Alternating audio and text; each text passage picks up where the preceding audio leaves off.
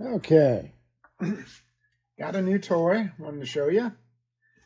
So again with the Bauer stuff, sorry, I know I've been on Harbor Freight a lot lately. But since I got my battery that I've already showed you with my angle grinder, the tool here for an oscillating multi-tool is just 40 bucks for a brushless motor. It's a good deal. And I got a starter set on bits for size 15, 17, something like that. So I wanted to talk a little bit about these guys. I was not a believer when I started using one of these. My son bought a DeWalt oscillating multi-tool, and it's like, you know, what are you going to use that for? What's that for?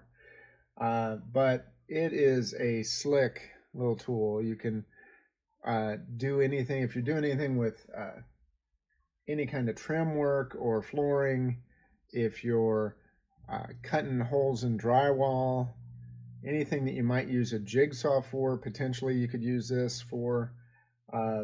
It's just a really handy little tool. So I'm going to open it up, show you what you get, and show you the different bits, a slight demonstration, and we'll go from there. So this, you got a wide cut here. This is just for wood or plastic for soft stuff.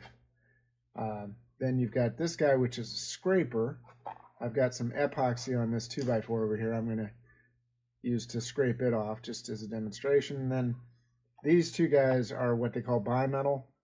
So this is for wood, plastic, or soft metal. And it shows you a little chart here on the back, what you can use for different things. So they do have titanium and carbide bits that you can use for harder stuff. Soft metal they call aluminum and brass. I'm going to cut a nail and a screw, which might, and you know, you can see the little yellow circle there basically for mild steel, basically saying, yeah, you can cut it, but it's going to dull your blade. So anyway, we'll get this open and we'll take a look in there. You've got a control here, which I think controls the speed that it oscillates. On and off. So there's no trigger. I was kind of thinking there'd be a trigger. There's not, but that's okay. So if we have it off and we slip the battery in,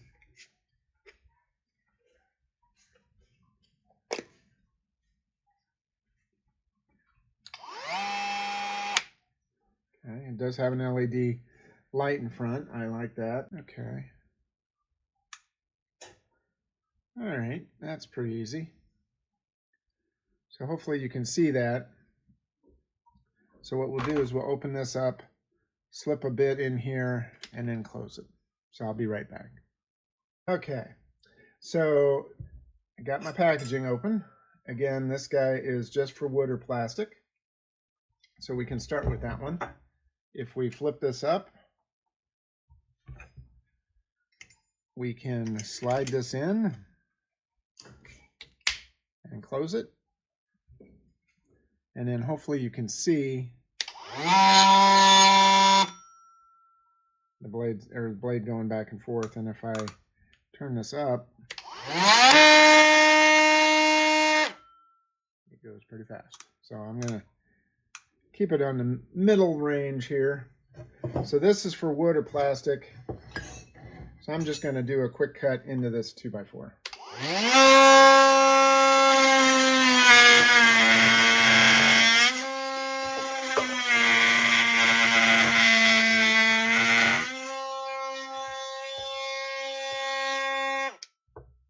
You can see it goes right through it. So that's a nice tool. Depending on what you're doing, what you're wanting to cut, that could be good for cutting wood. Again, it's a pretty large bit. Now this one is for metal. Well, let me go with this one first. So this round one is nice for long cuts. You can go at different angles. So if you're having to go this way along a wall or whatever you're doing, so I can turn it on.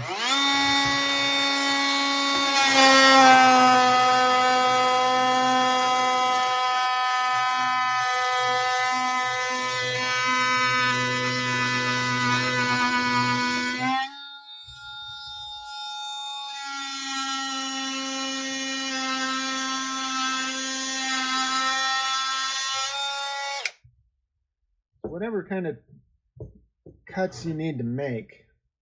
This is a bad example. If you were doing this on trim on the side of a wall, it wouldn't be anywhere near as thick as a 2x4. But you can see how it goes down. The other thing's really nice.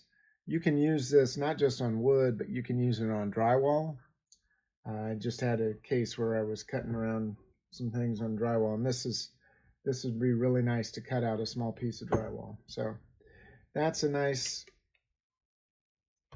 tip to have. And this one, oh, that one is metal as well, so is this one. So I'm going to use this one to try to cut my screw in my nail here. Man, losing my mind. All right, so you've got a nail coming out of the wall or whatever it is you want to cut off flush.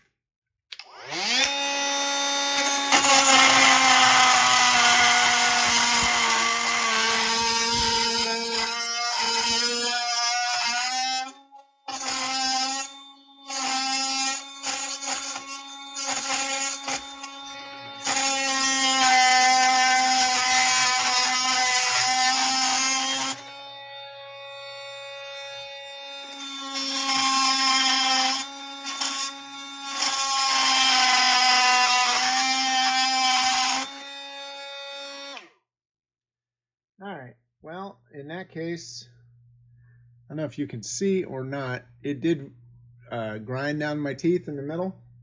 So obviously it said it was for soft metal, and I tested a little bit beyond what it was really made for. So I need to get some better bits for that. The tool is capable of doing it. The bit was not so much. So in that case, that's okay. Those are hot. And one last little test here is the scraper. That's something I hadn't used before, but it seems like it would be a handy thing to have. So if you have paint spilled on a cement floor, any kind of adhesives you're trying to get up. In this case, this is epoxy. It's on there pretty good. I mean, I can poke into it with my knife, but let's see how this thing does. Oh my.